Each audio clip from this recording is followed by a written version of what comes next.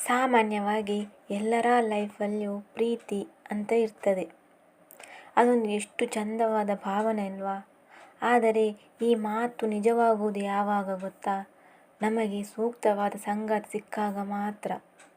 ಜೀವನದಲ್ಲಿ ಸೂಕ್ತ ಸಂಗಾತಿಯನ್ನು ಹುಡುಕಿಕೊಳ್ಳುವುದು ಹೇಗೆ, ರೈಟ್ ಪಾರ್ಟ್ನರ್ನ ನಿಜವಾದ ಗುಣ ಯಾವುದು ಎಂಬುದನ್ನು ತಿಳಿಯೋಣ. ಈಗ ಹಿರಿಯರು ಹೇಳ್ತಾರಲ್ಲ, ಹುಡುಕಿದರೆ ದೇವರೇ ಸಿಗುತ್ತಾರೆ ಅಂತ. ಅದನ್ನು ನೀವು ಕೇಳಿರ್ಬೋದು. ಪ್ರೀತಿಯೂ ಹಾಗೆ, ಸರಿಯಾಗಿ ಹುಡುಕಿದರೆ ಸೂಕ್ತವಾದ ಸಮಯದಲ್ಲಿ ರೈಟ್ ಪರ್ಸನ್ ನಿಮ್ಮ ಕಡೆ ಬಂದೇ ಬರುತ್ತಾರೆ. ಆದರೆ ಹೇಗೆ?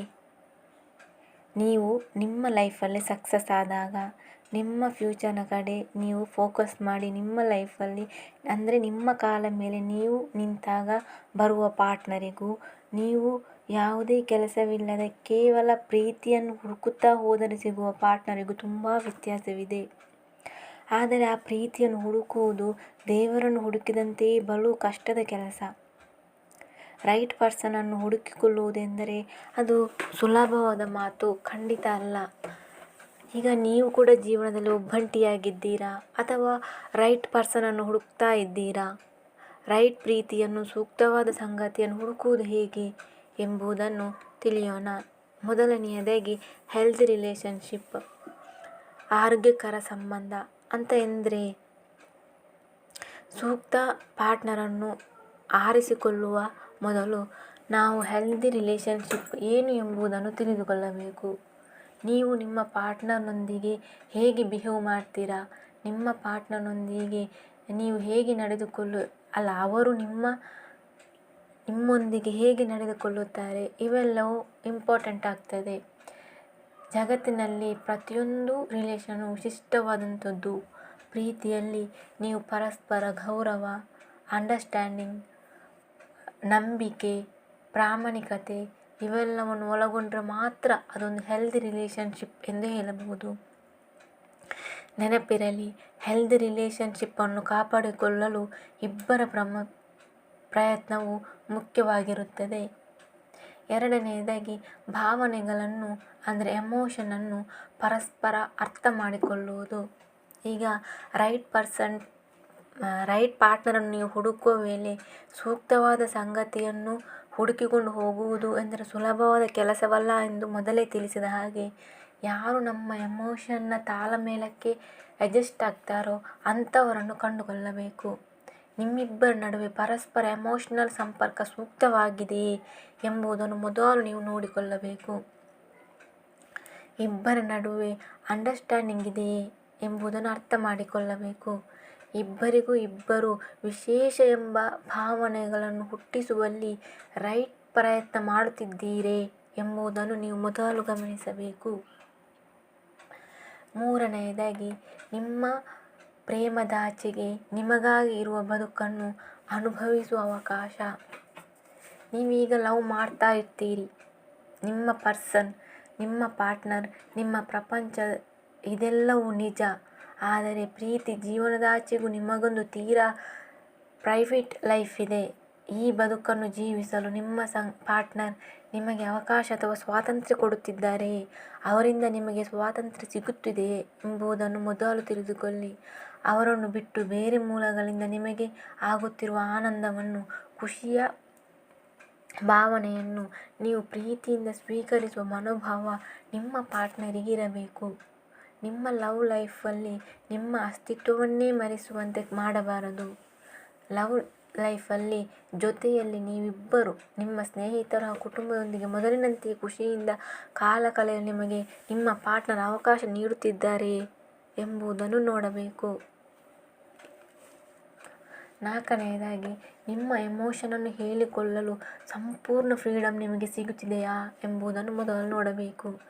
ಲವ್ ಎಂಬುದು ಎಂದಿಗೂ ಬಂಧನವಾಗಬಾರದು. ಈಗ ಕೆಲವು ರಿಲೇಷನ್ಶಿಪ್ ಹೇಗಿರ್ತದೆ ಅಂದರೆ ತನ್ನ ಪಾರ್ಟ್ನರ್ ಬೇರೆ ಯಾವರೊಂದಿಗೆ ಟೈಮ್ ಪಾಸ್ ಮಾಡಬಾರದು. ಈಗ ಹುಡುಗ ಆದರೆ ತನ್ನ ಗರ್ಲ್ ಬೇರೆ ಹುಡುಗರೊಂದಿಗೆ ಮಾತಾಡಬಾರದು, ಅವರೊಂದಿಗೆ ಹೊರಗಡೆ ಹೋಗಬಾರ್ದಂತ ಇರ್ತದೆ. ಈಗ ಗರ್ಲ್ಸ್ ಆದರೆ ತನ್ನ ಪಾರ್ಟ್ನರ್ ಬೇರೆ ಯಾವ ಹುಡುಗಿಯರೊಂದಿಗೆ ಮಾತಾಡಬಾರ್ದು, ಅವರೊಂದಿಗೆ ಸುತ್ತಾಡಬಾರ್ದು ಅಂತೆಲ್ಲ ನಿಮ್ಮನ್ನು ಬಂಧನದಲ್ಲಿ ಇಟ್ಟಿರ್ತಾರೆ.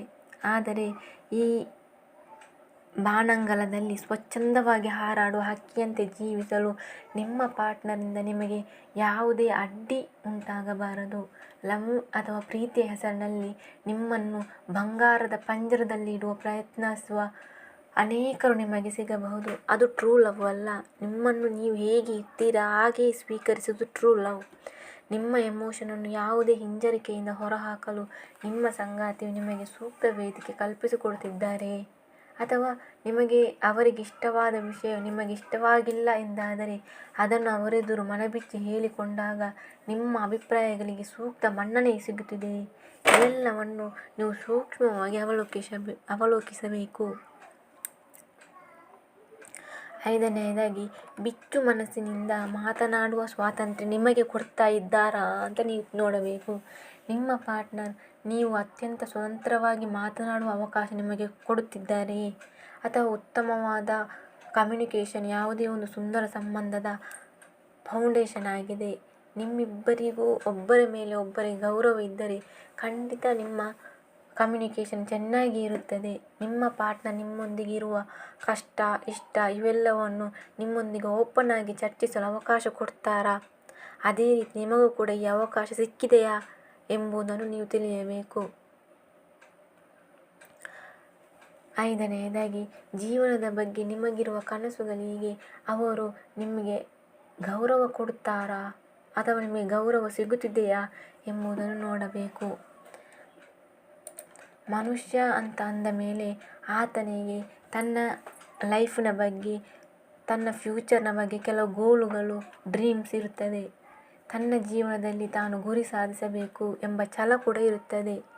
ಈ ನಡುವೆ ನಿಮಗೊಂದು ಪ್ರೀತಿಯೋ ಆಕರ್ಷಣೆಯೋ ಆಗುತ್ತದೆ ಅಂತ ತಿಳ್ಕೊಳ್ಳೋಣ. ನೀವು ನಿಮ್ಮ ಫ್ಯೂಚರ್ನ ಬಗ್ಗೆ ಫೋಕಸ್ ಮಾಡುತ್ತಿರುವ ವೇಳೆ ನಿಮಗೆ ನಿಮ್ಮ ಗುರಿ ಸಾಧಿಸಬೇಕು ಅನ್ನುವ ಗೋಲಲ್ಲಿ ಇರುವಾಗ ನಿಮಗೆ ಲವ್ ಆಯಿತು ಅಂತ ಅಂದ್ಕೊಳ್ಳೋಣ. ಆ ವ್ಯಕ್ತಿಯು ನಿಮ್ಮ ಡ್ರೀಮ್ಸ್ಗೆ ರೆಕ್ಕೆ ಪುಕ್ಕ ಕಟ್ಟಲು ನಿಮಗೆ ಸಹಾಯ ಮಾಡುತ್ತಾರೆ ಅಥವಾ ನಿಮ್ಮ ಕನಸು ಗುರಿಗಳನ್ನು ಮೊಟಕುಗೊಳಿಸಲು ಯತ್ನಿಸುತ್ತಾರೆ ಎಂಬುದನ್ನು ಬಹಳ ಮುಖ್ಯವಾಗುತ್ತದೆ. ಜೀವನದ ಬಗ್ಗೆ ನಿಮಗಿರುವ ಪರಿಕಲ್ಪನೆಗೆ ನೀರೆರೆದು ಅದನ್ನು ಪೋಷಿಸುವ ಸಂಗಾತಿಯನ್ನು ಸೂಕ್ತ ಸಂಗಾತಿ ಎಂದು ಹೇಳಬಹುದು. ಆದರೆ ಕೆಲವರು ಏನು ಮಾಡ್ತಾರಂದರೆ ನಿಮ್ಮನ್ನು ಯಾವುದೇ ಕೆಲಸ ಮಾಡಲು ಬಿಡದೆ ಅವರು ಎಲ್ಲಿ ಕರೆಯುತ್ತಾರೆ ಆಗ ನಿಮ್ಮ ಎಲ್ಲ ನೀಡ್ಸನ್ನು ಬಿಟ್ಟು ನೀವು ಅವರ ಒಟ್ಟಿಗೆ ಹೋಗಬೇಕು. ನೀವು ಹೋಗದಿದ್ದರೆ ಅವರು ನಿಮ್ಮನ್ನು ಮಾತನಾಡಿಸಿ ಬಿಡ್ತಾರೆ, ಕೋಪ ಮಾಡ್ತಾರೆ. ಹೀಗಿರ್ತಾರ ಅಂತ ಮೊದಲು ನೀವು ತಿಳಿಯಬೇಕು. ಅದನ್ನು ಹೊರತುಪಡಿಸಿ ನಿಮ್ಮ ಜೀವನದ ಆಸೆ, ಡ್ರೀಮ್ಸ್ಗಳನ್ನು ಆಟಿಕೆಯ ರೀತಿ ಕಾಣುವವರನ್ನು ರೈಟ್ ಪರ್ಸನ್ ಅಂತ ಹೇಳಲಾಗುವುದಿಲ್ಲ. ಈ ವರ್ಲ್ಡಲ್ಲಿ ಯಾರ ಪ್ರೀತಿಯೂ ಪರಿಪೂರ್ಣವಲ್ಲ. ಆದರೆ ನಿಮಗೆ ಸಿಕ್ಕ ಪ್ರೀತಿಯನ್ನು ನೀವು ಗೌರವಿಸಬೇಕು. ನೀವು ಗೌರವವನ್ನು ಕಳೆದುಕೊಳ್ಳದಂತೆ ಬಾಳುತ್ತಿದ್ದರೆ ಅದಕ್ಕಿಂತ ಪರಿಪೂರ್ಣವಾದ ಲವ್ ಅಥವಾ ಪ್ರೇಮ ಮತ್ತೊಂದಿಲ್ಲ. ರೈಟ್ ಪರ್ಸನ್ನನ್ನು ಹುಡುಕುವ ಮುನ್ನ ನೀವು ಒಳ್ಳೆಯ ಸಂಗಾತಿಯಾಗಬಲ್ಲಿರೇ ಎಂಬ ಪ್ರಶ್ನೆಯನ್ನು ನಿಮಗೆ ನೀವು ಕೇಳಿಕೊಳ್ಳಬೇಕು.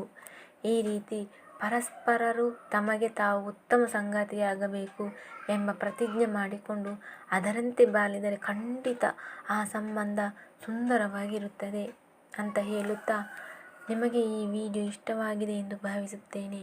ಇಷ್ಟವಾದರೆ ಒಂದು ಲೈಕ್ ಮಾಡಿ ಮತ್ತು ಸಬ್ಸ್ಕ್ರೈಬ್ ಆಗುವುದನ್ನು ಖಂಡಿತವಾಗಿ ಮರೆಯಬೇಡಿ. ಕೇಳಿದ್ದಕ್ಕಾಗಿ ಧನ್ಯವಾದಗಳು.